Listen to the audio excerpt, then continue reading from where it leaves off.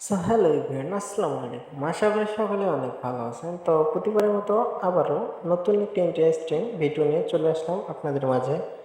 ভিডিওটা হচ্ছে যে আপনারা যে কোনো অ্যাপস যখন আনইনস্টল করে দেন তখন কিন্তু অ্যাপসটা আনইনস্টল হয় না, আপনার ফোনের মধ্যে থেকে আপনার যে র্যাম আছে র্যাম জায়গা ধরে থাকে। সেটা কীভাবে আপনারা রিমুভ করবেন আজকে আমি আপনাদের দেখিয়ে দেবো। ফার্স্ট টাইম দেখেন যে আমার এই যে অ্যাপসটা আছে এই অ্যাপসটা আমি আনইনস্টল করে দিলাম।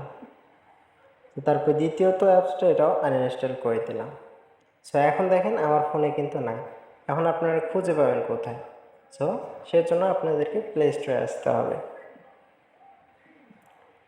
একটু ওয়েট করেন, প্লে স্টোর চলে আসবে।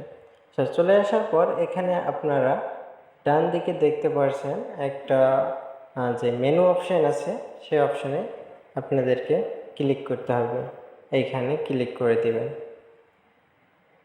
ক্লিক করে দেওয়ার পর এখানে আপনাদের দেখবেন যে অনেক অপশান শো হবে। এখানে আপনারা যেটাতে ক্লিক করবেন সেটা হচ্ছে manage app and device.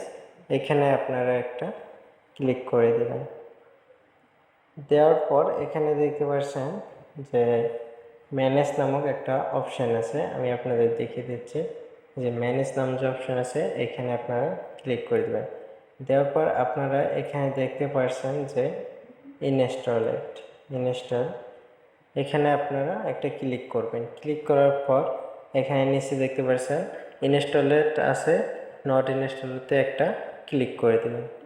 Click করার পর দেখেন আমি যে দুটো অ্যাপস আনইনস্টল করে দিয়েছি এখানে কিন্তু চলে আসছে।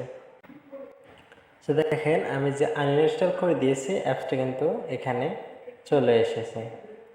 আসার পর একটা আপনাকে এখান থেকে রিমুভ করতে হবে।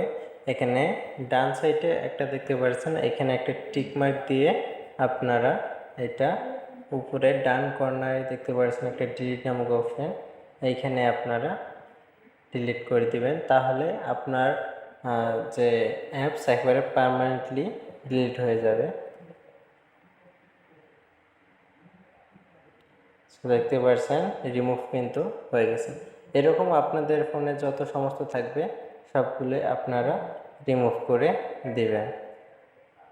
ধন্যবাদ। এই ছিল মূলত আজকের ভিডিও। যদি ভিডিওটি ভালো লেগে থাকে অবশ্যই চ্যানেলটি সাবস্ক্রাইব করবেন এবং ভিডিওতে একটি লাইক করে পাশে থাকবেন। ধন্যবাদ। সকলে ভালো থাকবেন, সুস্থ থাকবেন।